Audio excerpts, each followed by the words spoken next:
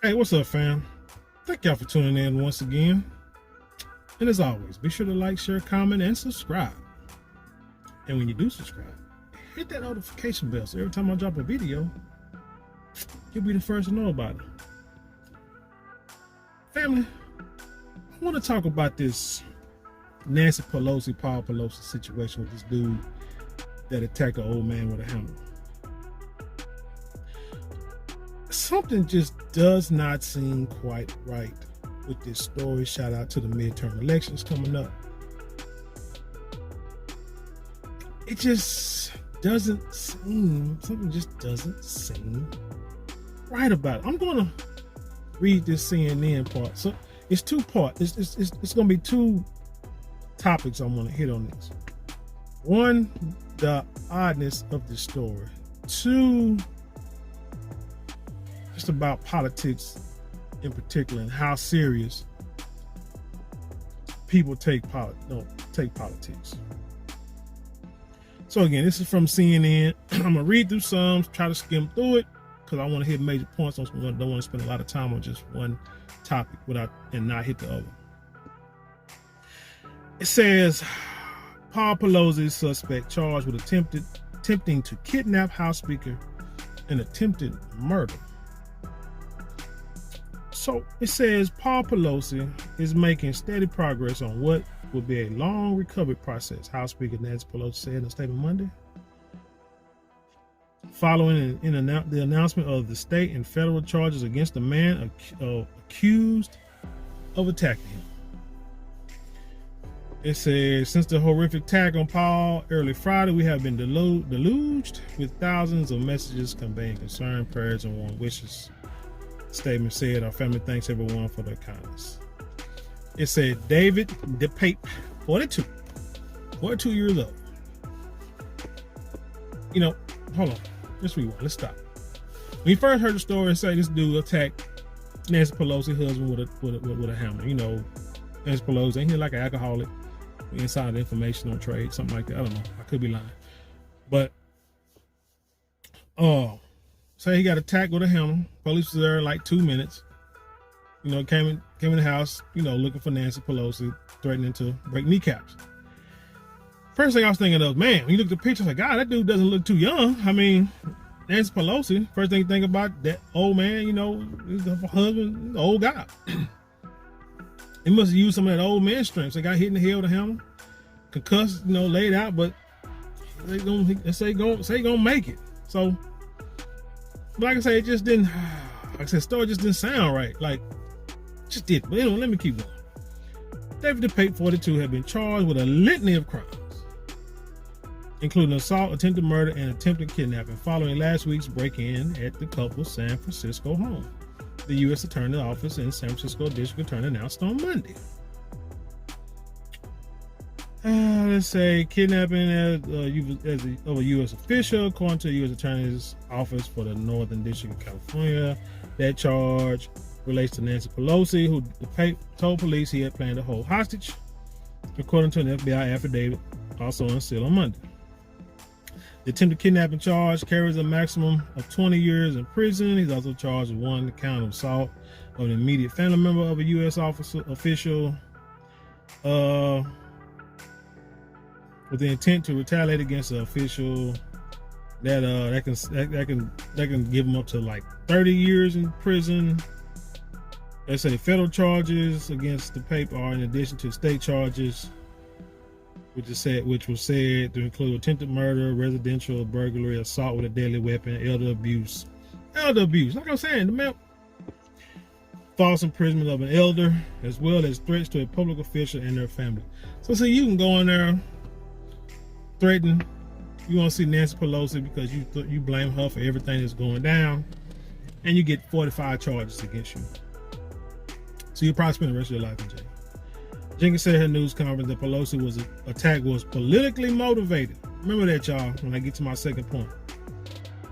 It said, yes, it appears as though it was based on his statement and comments that were made in the House during the encounter with Mr. Pelosi that this was politically motivated.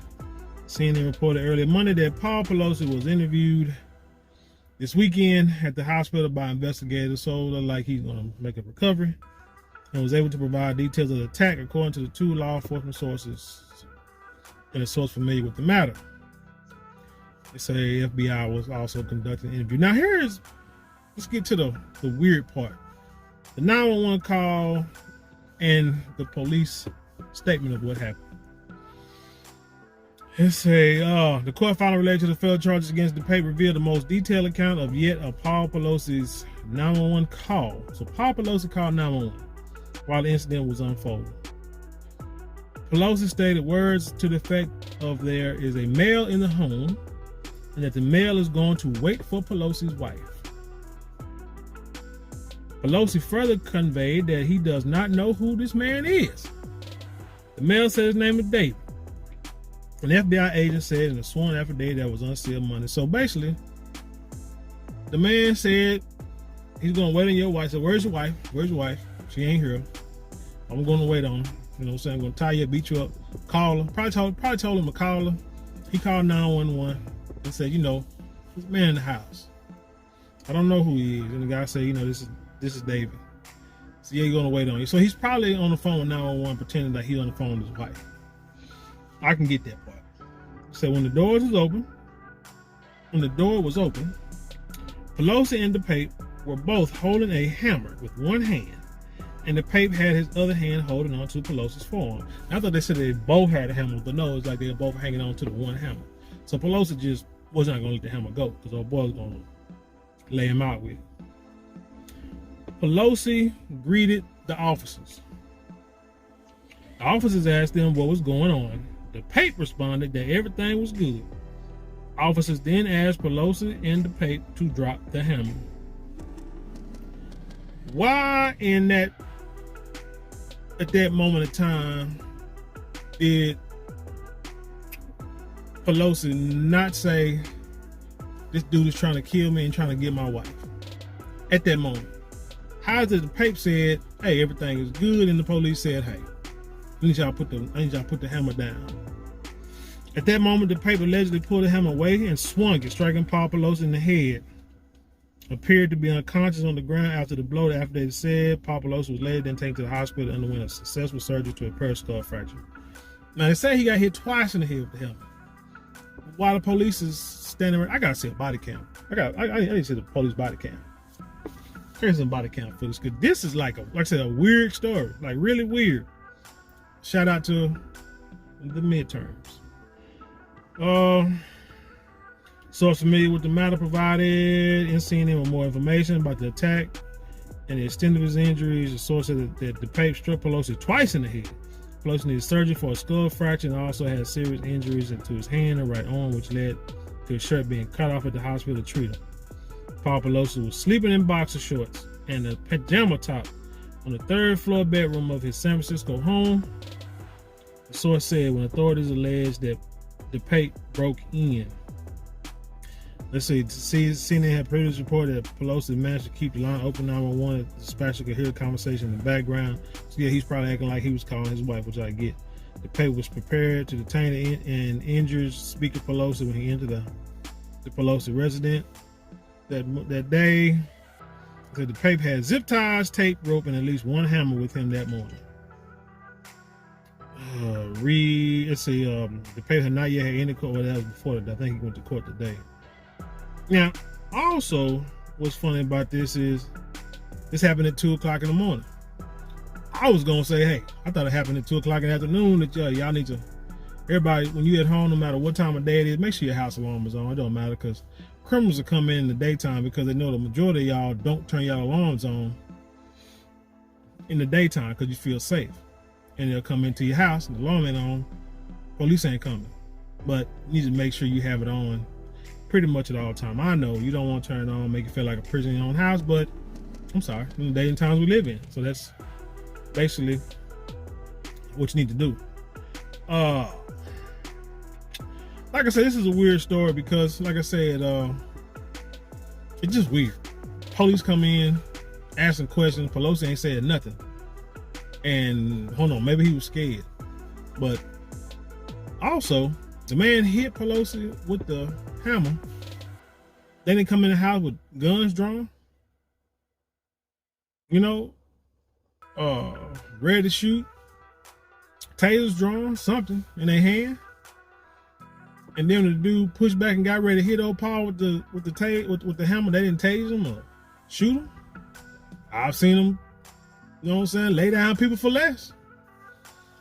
Not gonna say only black people, because they said the majority of the people that they lay down are mentally ill white people. So I mean, those are the statistics. But like, and then you into a U.S. official's house. Something ain't right about that story. Either police ain't right or the story ain't right. Again, shout out to the midterms. You know, need a story to kind of say, hey, these crazy people are the reason why we got to get these conservatives up out of office. But with that being said, I go to my little second part here. The political part, the violent part.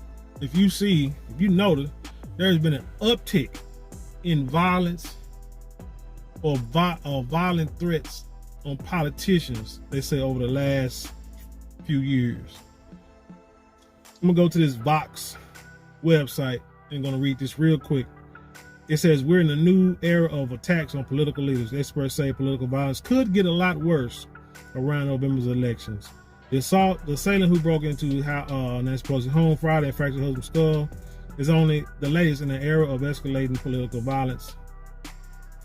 One largely driven by violence from the far right. Okay, shouldn't really read this like this because this could be propaganda. It's ahead of the 2020 election. There was increasing concern about political violence perpetuated by the far right, fear that cascaded following the January 6, 2021 attack on the U.S. Capitol. Since then, members of Congress, judges, and other political officers have faced pointed threats of violence, often from those espousing extremist ideology. Pelosi's attackers subscribe to such beliefs, blogging about anti-Semitism. See, man, you see that still. Had to put that in there. Anti-Democrat and pro-Trump music, conspiracy theories about pedophilia, and anti-white racism, as the New York Times reported. That line of thought and the way it's disseminated are key parts of what changed about political violence in recent years.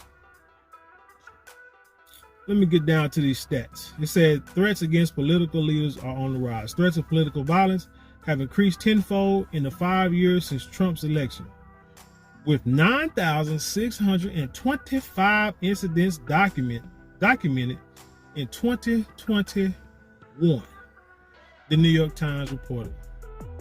Elected officials of both parties have reported an increase in violent threats and incidents from people who identify as Republicans and Democrats. Congressional lawmakers in particular have expressed concerns about their safety. And it goes on, blah, blah, blah, and more kidnapping in 2020. Someone tried to kidnap somebody. There was a plot. Remember, there was a plot to kidnap Michigan Governor Gretchen Whitmer in 2020. Remember that?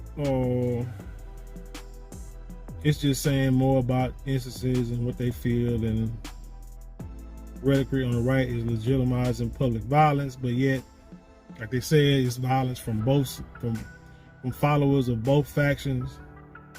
They said in the 1970s, left-wing groups committed much of the political motivated violence. Groups like the Weather Underground attacked the headquarters of the State Department, the Pentagon, and the U.S. Capitol. They say, according to 2020 briefing from the Center for Strategic and International Studies, as well as multiple other sources, far-right terror is currently the most significant ideology threat in the U.S. The kind of violence seen today planned and perpetrated by groups like the Oath Keepers, the Three Percenters, and the Proud Boys, and January 6 rioters is different from terror attacks of previous decades. Don't forget about Antifa. Please don't forget about Antifa. Antifa came and went, and nobody said a word about them. Don't forget about them people, man. Especially when that whole Black Lives Matter thing was going on. Them son guns were going from city to city, acting a fool, right? And they're trying to make us look bad. But here's the thing. You can go and read that article for yourself. I don't want to get into all that. These people are fighting, threatening, committing violence, or threatening violence over political freedoms. They are the ones who holler out the Constitution. They are the ones who say that the government is too much into their business. They're the ones who are saying that this government faction is going to bring the country down. The other ones say that government faction is going to bring the country down. But all in all, these people are willing to delete and be deleted over their freedoms in this country. We can call them, crazy, mentally ill. But the question is, what's the difference between them doing it now and them been doing it since the beginning of the country? And what are you as Black Americans fighting for? What are you willing to delete and be deleted for? Something positive. We ain't talking about over no woman. We ain't talking about over a dice game. We ain't talking about over no raps. We ain't talking about over your drugs. We're talking about something that's based on your way of life. About politics. We had soldiers like that used to do that. You remember the Tulsa race massacre, 1921. Say them brothers out there with their guns, holding them white folks back. That's why they come in with these planes and throw these cocktails and these bombs on these buildings. Fighting from the sky.